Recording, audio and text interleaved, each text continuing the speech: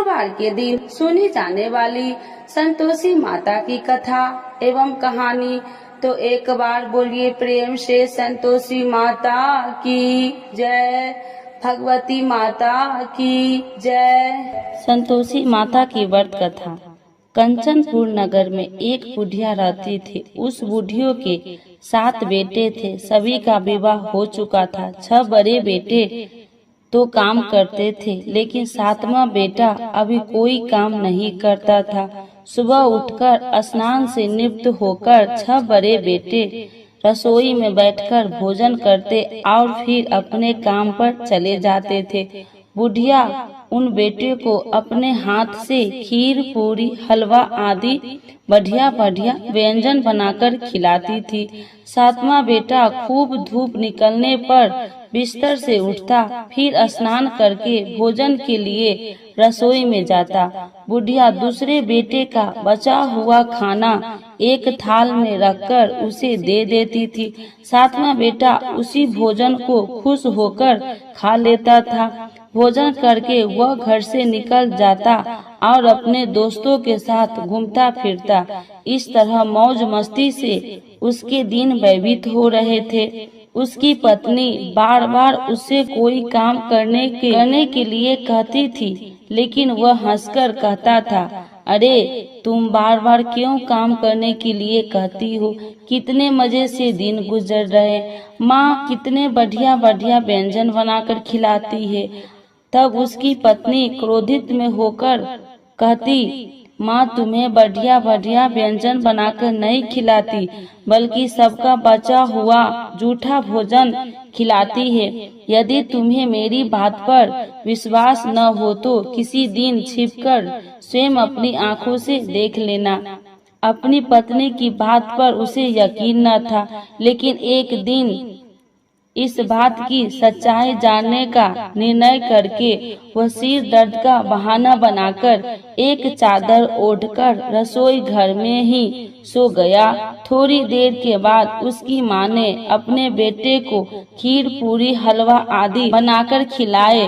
भोजन के बाद उन्हें लड्डू खाने को दिए। भोजन करके वे अपने काम पर चले गए। उनके जाने के बाद बुढ़िया ने उनकी थाली में बचे भोजन को एक थाली में रखा। बचे हुए लड्डू को टुकड़े को एकत्र करके दोबारा लड्डू बनाए। इसके बाद बुढ़िया ने 7वें बेटे को भोजन करके लिए कहा। उसने सोते हुए चादर के नीचे से सब कुछ देख लिया था। वह उठकर बोला, माँ मुझे भूख नहीं है, मैं परदेश जा रहा हूँ। बुढ़िया ने कहा, कल जाता है तो आज ही चला जा। बुढ़िया के कठोर वचन सुनकर वह तुरंत परदेश जाने की तैयारी करने लगा। चलने से पहले वह अपनी पत्नी के पास गया। उसकी पत्नी गौशाला में गोबर के कांडे पाथ रही थी। उसने जाकर पत्नी से कहा, हम जाबे परदेश को आवेंगे कुछ काल, तुम रहिए संतोष से धर्म अपना पाल। अपने पति के वचन सुनकर कुछ गंभीर स्वर में पत्नी बोली, 2 निशानी अपनी देखा हूँ मैं धीर, सुधी मती हमरी बिसरइयो, रखियो मन गंभीर। अपनी पति के वचन सुनकर वह बोला, मेरे पास निशानी के लिए बस यह एक अंगूठी है, इसे अपने हाथ में रख लो, लेकिन अब तुम भी अपनी कोई निशानी मुझे दे दो, ताकि परदेश में उस निशानी को देखकर तुम्हें याद कर सकूं। अपने पति की बात सुनकर वह बोली, नाथ मेरे पास निशानी के लिए कुछ भी नहीं है। फिर कुछ सोचकर उसने गोबर के हाथ से उसकी पीठ पर छाप लगा दी। 7वां बेटा अपनी पत्नी की उस निशानी को लेकर परदेश के लिए चल पड़ा। कई दिनों की लंबी यात्रा करके वह एक सुंदर विशाल नगर में पहुंचा। वहां उसने कई दुकानदारों से नौकरी देने के लिए प्रार्थना की, लेकिन सबने उसे परदेशी जानकर उसकी प्रार्थना ठुकरा दी। निराश होकर अंत में वह एक सेठ की दुकान पर पहुंचा। उसने सेठ से भी नौकरी देने की प्रार्थना की। सेठ को एक नौकर की जरूरत थी। उस सेठ ने उसे तुरंत नौकरी पर रख लिया। उस दिन उसकी बहुत बिक्री हुई और वह उस लड़के से बहुत खुश हुआ। कुछ ही दिनों में उसने सेठ का सारा काम संभाल लिया। उसके व्यवसाय में आने वाले ग्राहक बहुत प्रसन्न थे। सेठ का व्यवसाय तेजी से चलने लगा। उसकी मेहनत और ईमानदारी देखकर उसे अपना हिस्सेदार बना लिया। कुछ ही महीनों में उस लड़के ने बहुत सा धन कमा लिया। संयोगवश कुछ समय बाद सेठ को उस नगर को छोड़कर दूर किसी नगर में जाना पड़ा। अतः सेठ अपना हिस्सा लेकर दुकान उस लड़के को देकर चला गया। अब सारे व्यवसाय का मालिक वह लड़का बन गया। उधर बुढ़िया उस लड़के की पत्नी को बहुत दुख देने शुरू कर दी थी। वह हर समय बहू को जली कटी बातें सुनाती रहती थी। वह बेचारी हर समय काम पर लगी रहती थी, लेकिन फिर भी उसकी जेठानी उससे कुछ न कुछ बुरा भला कहती रहती थी। सुबह होते ही बुढ़िया उस लड़के की पत्नी को जंगल में लकड़ियां लाने के लिए भेज देती थी। उसे आटे से निकले चोकर की रोटी खाने को देती थी और नारियल की कटोरी में पानी पीने के लिए देती थी। वह बेचारी चोकर की रोटियां खाकर भी किसी से कुछ नहीं कहती थी। बस इसे अपना भाग्य का लेखा सोचकर चुप रह जाती थी। एक दिन वह जंगल से लकड़ियां काटकर लौट रही थी। उस रास्ते पर संतोषी माता का मंदिर था। उस मंदिर के पास लकड़ियां का गठरा जमीन पर रख वह कुछ देर आराम करने के लिए रुकी। मंदिर में उसने बहुत सी स्त्री को पूजा करते देखा तो उसने पूछा, आप सब किसकी पूजा कर रही है? इस पूजा के करने से क्या पुण्य मिलता है? एक स्त्री ने उसे बताया, हम सब संतोषी माता का व्रत करके उनकी पूजा कर रहे हैं। संतोषी माता की पूजा करने से धन संपत्ति में भंडार भरता है, निडरता दूर होती है, परिवार में सभी सुख शांति से रहते हैं, लड़कियों का शीघ्र विवाह होता है और उन्हें स्वयं वर मिलता है, व्यवसाय में लाभ होता है, निसंतानों के घर में संतान होती है, पति अगर परदेश गया हो तो संतोषी माता की अनुकंपा से शीघ्र घर लौटता है, न्यायालय में कोई मुकदमा चल रहा हो तो उसमें जीत होती है, धन संपत्ति में बढ़ोतरी होती है, पारिवारिक कलेश नष्ट होती है, व्रत करने वाले स्त्री पुरुष को संतोष मिलता है, सभी मनोकामनाएं पूर्ण होती है। स्त्री से संतोषी माता के व्रत के बारे में इतना सुनकर उसने व्रत करने की विधि भी पूछी। तब एक बूढ़ी स्त्री ने उसे बताया, संतोषी माता के व्रत करने के गुड़ और चने का प्रसाद बांटकर स्वयं भी प्रसाद ग्रहण करना, कभी नहीं भूलना। संतोषी माता गुड़ और चने से की गई पूजा से प्रसन्न होती है। संतोषी माता का व्रत शुक्रवार को ही किया जाता है।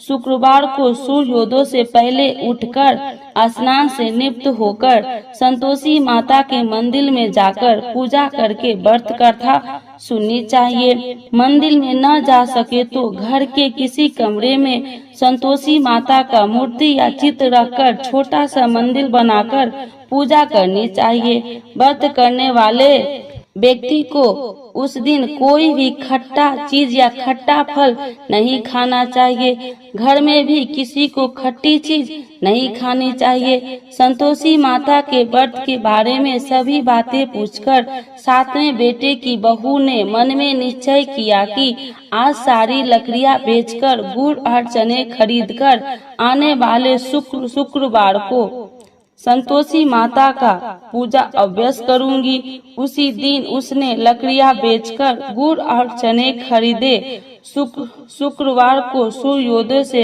पूर्व उठकर उसने स्नान किया, फिर एक कलश में स्वच्छ व ताजा जल भरकर चने और गुड़ के साथ जंगल की ओर चल पड़ी। रास्ते में संतोषी माता के मंदिर में जाकर उसने संतोषी माता का विधिवत पूजा की और व्रत कथा सुनी। फिर संतोषी माता के चरणों में सिर रखकर प्रार्थना की, हे माता मेरे कष्ट दूर करो, मैं हमेशा तुम्हारी पूजा करूंगी। मेरा पति परदेश से स्वकुशल लौट आए। संतोषी माता का स्मरण करते हुए उसने आसपास वाले को गुड़ और चने का प्रसाद बांटकर थोड़ा सा प्रसाद स्वयं भी ग्रहण किया। इस प्रकार सातवें बेटे की बहू ने हर शुक्रवार को संतोषी माता का विधिवत व्रत करना आरंभ कर दिया। दूसरे शुक्रवार को उसने व्रत किया तो उसके पास पति का पत्र आ गया। तीसरे शुक्रवार को पति का भेजा हुआ रुपया आ गया। इस पर घर के लोग उससे ईर्ष्या करने लगे। जेठानियां ताने देने लगी, अरे अब तो पति का पत्र आने लगा है, रुपया भी आने लगा है। घर के बच्चे भी बार बार कहने लगी, अब तो चाची के पास रुपया आने लगा है। अब वह किसी से सीधे मुंह बात भी नहीं करेगी। वह बेचारी सबके ताने सुनकर चुप रह जाती थी। वह हर शुक्रवार को संतोषी माता के मंदिर में व्रत करने और कथा सुनने के बाद उनके चरणों में सिर रखकर प्रार्थना करती थी, हे माता मैंने आपसे धन नहीं मांगा था, मैंने तो अपने पति के स्वकुशल लौटने की प्रार्थना की थी। एक दिन उसकी प्रार्थना सुनकर संतोषी माता ने प्रसन्न होकर कहा, जा बेटी तेरी मनोकामना पूरी होगी, तेरा पति शीघ्र घर लौटेगा। वह बेचारी संतोषी माता के वचन सुनकर खुशी खुशी घर लौटी। उधर सातवां बेटे दुकानदार इतना व्यस्त हो चुका था कि उसे पत्नी और घर की कोई स्मरण नहीं था। दुकान के काम से उसे फुर्सत ही नहीं मिलती थी। संतोषी माता उस बेटे को इतनी व्यवस्था देखकर बहुत परेशान हुई। तब बहुत सोचकर संतोषी माता ने उस बेटे को स्वप्न में दर्शन देकर कहा, धानी साहूकार सो रहा है या जाग रहा है? वह बोला, हे माता मैं जाग नहीं रहा हूँ और सो भी नहीं रहा हूँ, आप मेरे लिए आज्ञा करें। संतोषी माता ने कहा, तूने परदेश में आकर इतना धन कमाया पर क्या तुझे अपनी पत्नी का कुछ भी स्मरण नहीं है? उसने कहा, हे माता मुझे अपने पत्नी का तो स्मरण है, लेकिन इस दुकान से कहीं जाने का मुझे अवकाश नहीं मिलता। अब देखो ना सारा रुपया व्यवसाय में लगा हुआ है, जब तक सारा रुपया वापस नहीं आ जाता मैं अपने घर कैसे जा सकता हूँ? संतोषी माता ने कहा, कल सुबह उठकर संतोषी माता का नाम लेकर मंदिर में घी का दीपक जलाकर पूजा करना और फिर दुकान पर जाकर संतोषी माता का नाम का दीपक जलाकर प्रणाम करके काम शुरू करना। शाम होते होते उधार दिया धन लौट आएगा। इतना कहकर संतोषी माता उसके स्वप्न से अंतर्ध्यान हो गई। सुबह उठकर उसने अपने मित्र से स्वप्न की बात कही तो वे सब उसका मजाक उड़ाने लगा, लेकिन उसका मन नहीं माना। उसने संतोषी माता पर पूरा विश्वास करके मंदिर में जाकर घी का दीपक जलाकर, दुकान पर भी दीपक जलाकर संतोषी माता का स्मरण करके काम शुरू किया। उस दिन संतोषी माता का अनुकंपा से सचमुच चमत्कार हो गया। उधार सामान ले गए लोग जल्दी जल्दी रुपया लौटाने आने लगे। देखते ही देखते रुपये का ढेर हो गया। शाम तक सारा धन लौट आया। दुकान का सारा सामान हाथों हाथ बिक गया। अब संतोषी माता को नमस्कार करके वो अपने घर लौटने की तैयारी करने लगा। उधर सातवें बेटे की पत्नी प्रतिदिन की तरह जंगल से लकड़ियां काटकर घर की ओर लौट रही थी। लकड़ियां का बोझ अधिक होने के कारण उसने मंदिर के पास गठरा उतारकर संतोषी माता के चबूतरे पर बैठकर थोड़ा सा विश्राम किया। तभी उसे दूर से धूल उड़ती दिखाई दी। उसने संतोषी माता से पूछा, हे माता आज यह धूल कैसी उड़ रही है? माँ ने प्रसन्न होते हुए कहा, आज तुझे तेरी पूजा का फल मिलेगा। तेरा पति परदेश से लौट रहा है, यह धूल उसके लौटने से उड़ रही है। अब तू इन लकड़ियों के 3 हिस्से कर, एक हिस्से नदी के किनारे रख, दूसरा हिस्सा मंदिर में रख और तीसरे हिस्से को सिर पर रखकर घर ले जा। तेरा पति लकड़ियाँ देखकर रुकेगा, लकड़ियाँ जलाकर भोजन बनाकर खाएगा और फिर घर जाएगा। तू घर पहुंचकर लकड़ियाँ का गठरा आंगन में डालकर कहना, सासू जी लकड़ियाँ का गठरा ले आई हूँ, चोकर की रोटियां और नारियल की कटोरी में पानी दे दो। फिर पूछना, आज घर में कौन मेहमान आया है। संतोषी माता की बात सुनकर वह खुश होती हुई घर की ओर चल पड़ी। कुछ देर बाद उसका पति वहां पहुंचा और लकड़ियां का ढेर देखकर उसने भोजन बनाकर खाया। फिर कुछ देर विश्राम करके वह घर पहुंचा। उधर बहू ने लकड़ियां का गठरा जमीन पर डालते हुए जोर से आवाज लगाई, सासू जी लकड़ियां ले लो, चोकर की रोटियां दे दो, नारियल की कटोरी में पानी दे दो, आज घर में कौन मेहमान आया है। यह सुनकर उसकी बुढ़िया सास बोली, बहू ऐसा क्यों कहती हो, तेरा पति ही तो परदेश से आया है। नहा धोकर मीठी खीर खा, नए कपड़े पहनकर पति के पास बैठ। उसके पति ने कमरे की खिड़की से सब कुछ देखा और सुना। उसने कमरे से बाहर आकर भिखारी की तरह खड़ी अपनी पत्नी को देखकर कहा, माँ यह औरत कौन है। माँ ने कहा, बेटे यह तेरी बहू है, जब से तू परदेश गया है तभी से इसने ऐसा हाल बना रखा है और सारा दिन गांव में ऐसे ही जानवरों की तरह घूमती फिरती है और घर का कोई काम नहीं करती है और नारियल की कटोरी में पानी मांग रही है। 7वां बेटा गंभीर होकर बोला, माँ मैंने इसकी सारी बातें स्वयं अपनी कानों से सुनी है, मुझे बराबर वाले दूसरे घर की ताली दे दो, मैं उसी घर में रहूंगा। बुढ़िया माँ ने उस बेटे को दूसरे घर की ताली दे दी। वह अपनी पत्नी के साथ उस घर में आनंद से रहने लगा। उसके पास धन की कोई कमी नहीं थी, घर को महल जैसा सुंदर बना लिया। अगले शुक्रवार को उसकी पत्नी ने कहा, प्राणनाथ मैं संतोषी माता का व्रत करती हूँ, संतोषी माता की अनुकंपा से ही मेरे सब काम पूरे हुए हैं, अब मैं व्रत का उद्यापन करनी चाहती हूँ। पति ने कहा, अभ्यास करो, मैं उद्यापन के लिए सब सामान एकत्र करता हूँ। बहू ने अपनी जेठानी के लड़कों को भोजन के लिए बुलाया।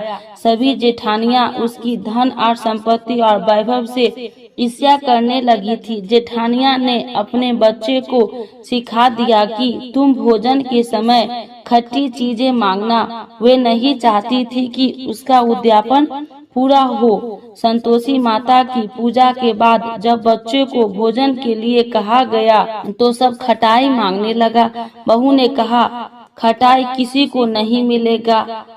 तब सभी बच्चे उससे पैसा मांगने लगे। बहू ने उनकी बुरी भावना के बारे में कुछ जानती नहीं थी, उसके बच्चे को पैसे दे दिए। बच्चे दौड़ते हुए बाजार गए और इमली लेकर खाने लगे। बच्चे को पैसे देने और उनके इमली खाने से संतोषी माता क्रोधित हो गई।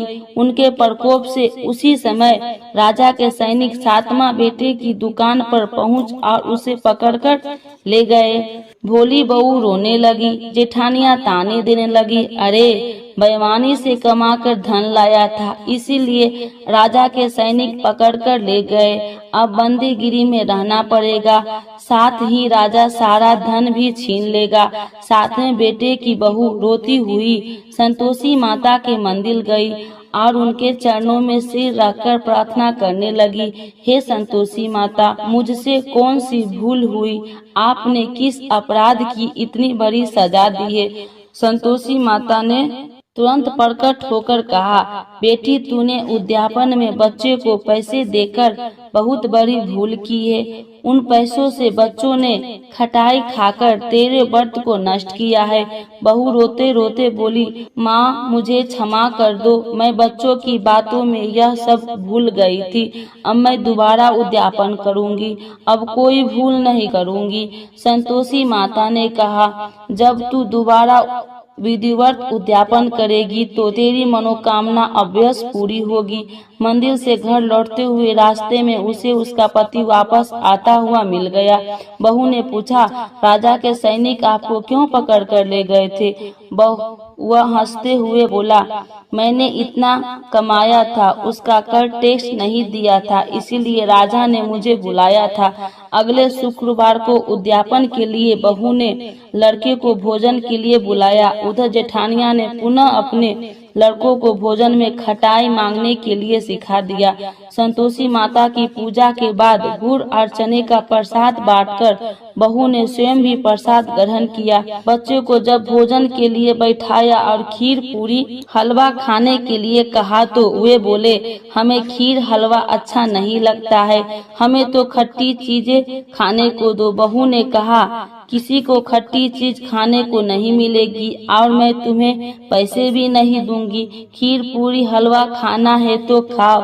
बच्चों नहीं माने तो उसने उन बच्चे को भगाकर ब्राह्मण के बच्चे को बुलाकर भोजन करवाया। दक्षिणा में उन बच्चे को मीठे फल खाने के दिए। उसके उद्यापन से संतोषी माता बहुत प्रसन्न हुई। उनकी अनुकंपा से बहुत शीघ्र ही गर्भवती हुई।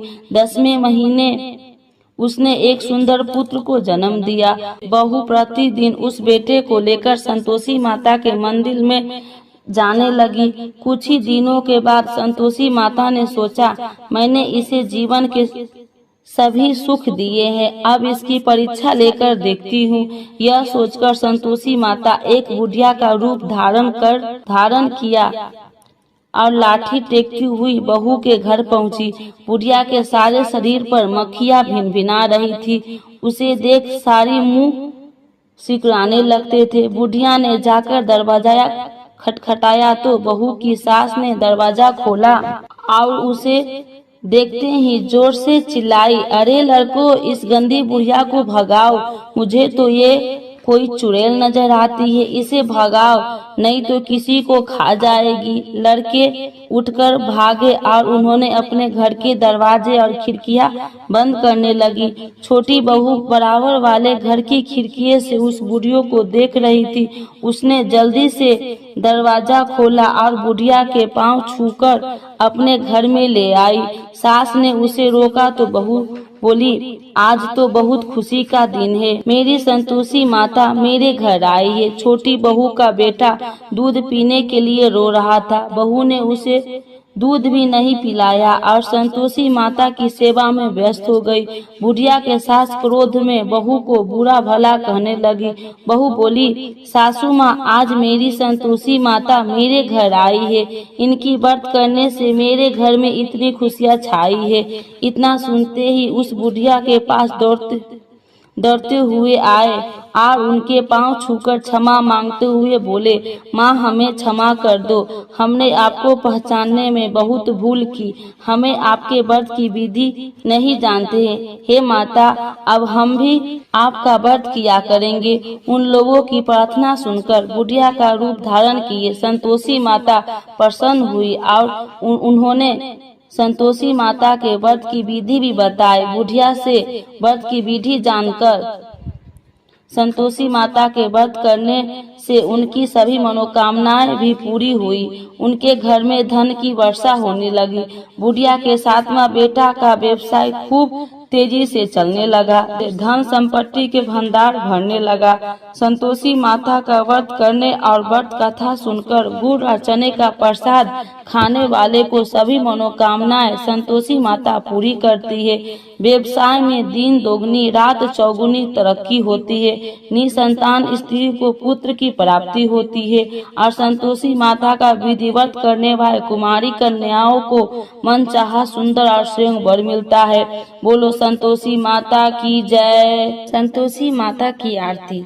जय संतोषी माता मैया, जय संतोषी माता, अपने सेवक जन को सुखी संपत्ति दाता। जय संतोषी माता, सुंदरी चीर सुनहरी, माँ धारण किन्हो हीरा पन्ना दम के तनि सिंगार लिहो जय संतोषी माता। गेरू लाल छटा छवि बदन कमल सोहे मंदी हसत करुणामयी तिरुवन जन मोहे जय संतोषी माता। स्वर्ण सिंहासन बैठी चबर ढूंढे प्यारे धूप दीप मधुमेवा भोगी धरे न्यारे जय संतोषी माता। गुरी अरुचना परम प्रिय ताम संतोष किए संतोषी कहलाई भक्तन वैभव दियो जय संतोषी माता। शुक्रवार प्रिय मानत आज दिवस सोही भक्ति मंडली आई कथा सुनत मोही जय संतोषी माता।